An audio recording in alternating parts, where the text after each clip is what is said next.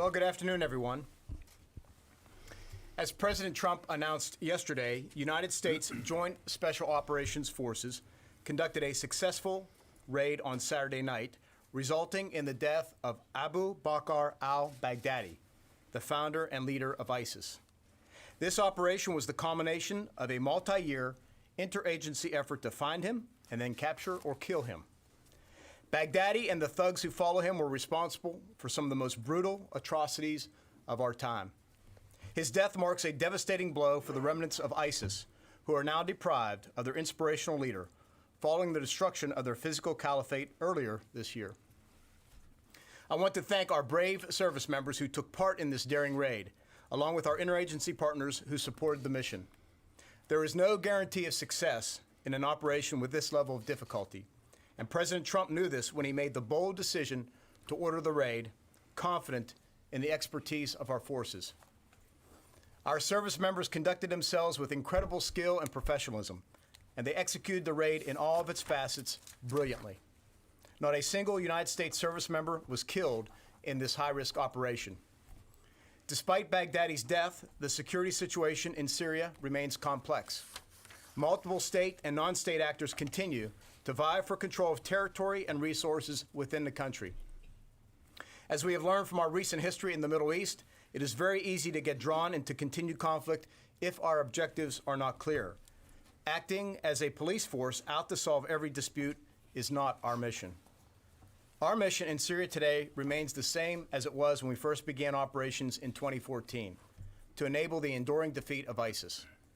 Our recent repositioning of forces within the country is intended to posture us to continue this mission and give the President options while returning the balance back home to the United States.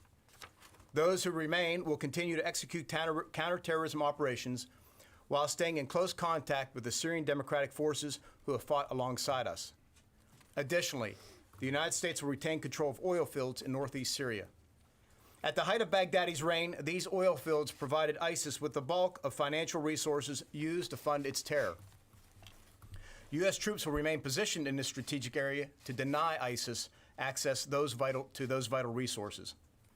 And we will respond with overwhelming military force against any group that threatens the safety of our forces there. These oil fields also provide a critical source of funding to the SDF, which enables their ability to secure ISIS prison camps and conduct operations against ISIS, among other things. Last week, I was in Brussels for the NATO Defense Ministerial, and I spoke with our allies about the situation in Syria. I reiterated our commitment to the defeat of ISIS and called on other nations who have much at stake to offer their support to help mitigate the ongoing security crisis. Turkey continues to bear responsibility for the consequences of their unwarranted incursion, which has brought further instability to the region. A number of allies have expressed their desire to help with the implementation of a safe zone along the Syria-Turkey border. The United States will remain focused on our core mission and continue to work closely with the Defeat ISIS coalition as we implement the next phase of the campaign. Baghdadi's death will not rid the world of terrorism or end the ongoing conflict in Syria, but it will certainly send a message to those who would question America's resolve and provide a warning to terrorists who think they can hide.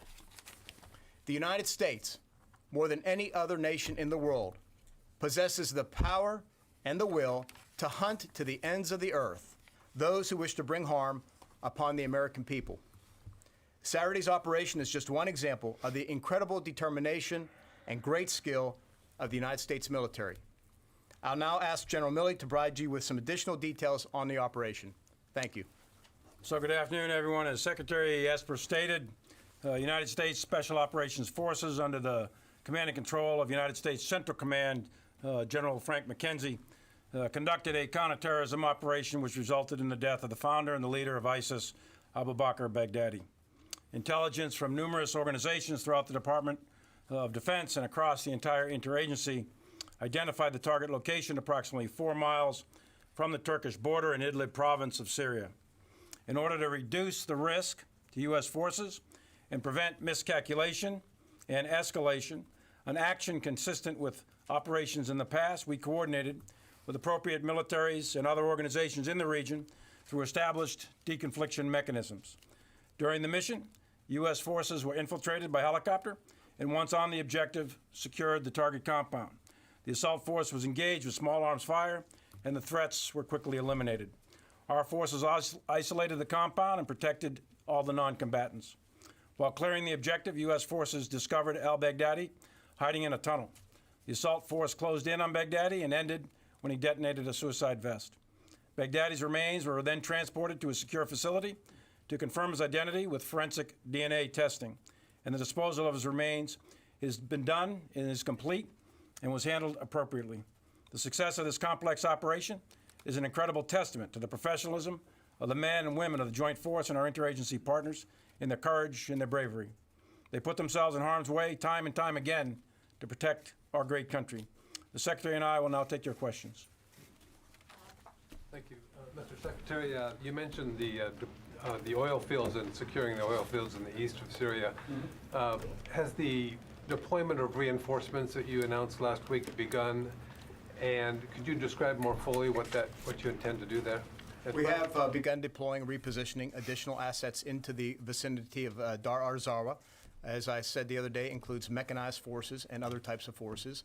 That will continue until we believe we have sufficient capability to ensure ISIS and other destabilizing actors are denied access to that oil facility. As a quick follow-up, have you had any indications of any challenges to your presence there? Or Not at this time. Sir, do you have video of Baghdadi's final moments? And also, are you partnering with the Kurds again on the ground? Can you explain how difficult this operation would have been if you didn't have troops or bases on the ground in Syria and in Iraq? Go ahead. Well, we do have video, photos. We're not prepared at this time to release those. They're going through a declassification process. I think what you'll see here in the coming days is we'll set up some operational and tactical level briefings by Central Command, and you'll be provided some video and photos, et cetera, of that. How difficult would it have been to carry out this operation if you didn't have troops on the ground? From an operational standpoint, the United States military can strike any target, anywhere, anytime. Yeah, I was going to say the same thing. We have incredible reach. We can strike anybody, anytime, anywhere. The terrorists should be aware of that. They should have seen that now after us doing this multiple times. And with regard to your question regarding the SDF, we stay in continuous contact with them. Nancy. Thank you. I was wondering if you could clarify a couple of points. First, what was used to destroy the compound? What kind of ordnance was used to destroy the compound? Also, you mentioned that you had video. Do you have video from inside the tunnel itself? And if so, were you able to get that because the canine was wearing video, or did you have something else? Wait, one more. Yep. And That's name of the You just get one. Okay, how about 1.5? The name of the canine, please. And That was mine. and You get three, that's three. So, ordnance used, there's multiple types of ordnance used to include the JASMs, the GBUs, Hellfires, as well as miniguns, small arms fire, et cetera. So we use a variety of munitions. And those the bombs were used at the tail end in order to destroy the compound, which you saw on various videos, et cetera. Your second question about the video, I'm not going to classify the video. What we do have and don't have at this time, I've seen a lot, and I'll wait until everything's appropriately declassified here in the coming days, and we'll make sure that you're provided that. We're not releasing the name of the dog right now. The dog is still in theater. The dog, the canine, the military working dog, performed a tremendous service, as they all do, in a variety of situations. Slightly wounded and fully recovering, but the dog is still in theater, returned to duty with its handler. So we're not going to release just yet photos or names of dogs or anything else. It's Protecting a his classified unit. identity. We're protecting the dog's identity. are you willing to say that whether Baghdadi was buried at sea? That's 4 questions now. Follow-up. That's a follow-up. Baghdadi was his remains were disposed of appropriately in accordance with our SOPs and in accordance with the law of armed conflict. Next question, David Martin. Was this Baghdadi's headquarters, this compound, or was he just passing through? And if it was his headquarters, how much material did you take away? There was material taken away. I don't want to characterize exactly what or how much yet until it gets exploited properly. But as a matter of course, we always do sensitive site exploitation on any objective anywhere to do that. As to whether it's his headquarters, it was an area in which he was staying on a consistent basis. And what about prisoners? You took some, how many, and whose custody are they in now? They're in our custody, and they're at a secure facility. Next question, Dan Lamont. Can you tell us how many? There were 2 adult males taken off the objective, alive, and they're in our custody. Gentlemen, thank you for your time today. I wanted to look at the what's next aspect. The president alluded to materials being collected from the site itself. Can you in any way elaborate on what's been collected, what's being looked through now, and what that might mean? It would be best not to for operational reasons, because that information needs to be exploited properly for any follow-on missions that we may choose to do. And I think the what next is we will continue the mission, and the mission is to ensure the enduring defeat of ISIS in the region, and that's our mission. Follow up, please. We've seen reporting that this raid was launched from al-Assad, from Erbil. Can you clarify and where it came from? Operationally, we're not going to discuss the location from which the raid took place. It took place, obviously, in somewhere in the region. General Milley, can I take you back to the question on the oil fields and the military role in the oil field mission, if I may? So you're going to protect them again and keep control against ISIS and other potential adversaries. Does it include the possibility, in your view, that U.S. troops are prepared to deny access to the oil fields to either Russian and/or Syrian forces? Is that, in fact, part of your mission to specifically deny them access? And my follow-on to that is, how do you know what do you need to see to know you're done with the oil field mission? Presumably, you're not keeping troops there absolutely forever. How do you know when you're done? What do you need to see? But Russia and Syria, please. Yeah, so the question you're asking, Barbara, is about purpose and end state, and then the ways would be the military question. So I'm going to punt over to the Secretary specifically for that. But the military task that we've been given is to secure, continue to secure TANF, which is down along the, you know where that is, down along the tri-border area. We'll continue to do that, and to secure the Conoco oil fields in and around Dar el-Zir. That is in the vicinity of the Middle Euphrates River Valley that you're familiar with. And the fundamental purpose of securing those oil fields is to deny those oil fields access to ISIS in order to prevent ISIS from resurgence, because we are still committed to the counter-ISIS campaign, and we don't want them to resurge. They get a lot of their revenues from that. But I'll let the Secretary talk about end states. My specific question is, within what you want to do in the oil fields, does that include denying access, preventing Russian or Syrian forces, which now have changed the battle space? So the short answer is yes, it presently does, because in that case, we want to make sure that SDF does have access to the resources in order to guard the prisons, in order to arm their own troops, in order to assist us with the Defeat ISIS mission. So that's our mission, is to secure the oil fields. But you would Next. deny, you just said you would deny Russia and the regime, okay?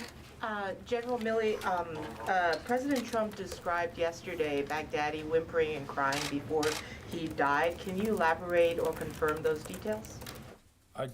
Secretary was asked the same question yesterday. I know the President had planned to talk down to the unit and unit members, but I don't know what the source of that was there, but I assume it was talking directly to unit and unit members. You haven't talked to any unit members who've described that to you? I have not talked to unit members, no, that's correct. I've talked to the commander, CENTCOM, and others, but not down to the unit members, down at that level of fidelity. All right, last question. I'll go to Carla. Thank you for doing this. So the SDF commander has said that there was an SDF member that was part of this raid. He's talked about the intelligence that the SDF provided, putting a person inside with ISIS. Can you confirm all of those details on your end? And then also on the oil fields, can you just talk about the overall picture in Syria now after these last couple of weeks, putting more people in to protect these oil fields? Are there going to be more troops now in Syria than there were before, or less? Well, I'll take the second question first, and I'll let the chairman answer the first one.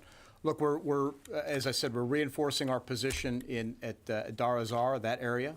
We also were given the earlier directive to retain forces at the Tanf garrison. At the end of the day, we will be sending troops home. That's the president made a commitment to do that. But in the meantime, we're going to reinforce and make some other moves to ensure that we can accomplish that mission of securing the oil fields in order to deny them access to ISIS. More going in than there were coming out? Sorry, just to No, clarify. no, no. At the end of the day, my expectation is that, that it'll be fewer than what we had before, and they will be going home. And help me out, remind me of the first question. The first question was about the SDF commander Yeah, saying yes, that. yes. So this was a U.S.-only operation for personnel that were on the objective. I know what you're referring to. There was a comment somewhere reported in the media that the SDF had soldiers or troops or one person or something on the objective with our forces.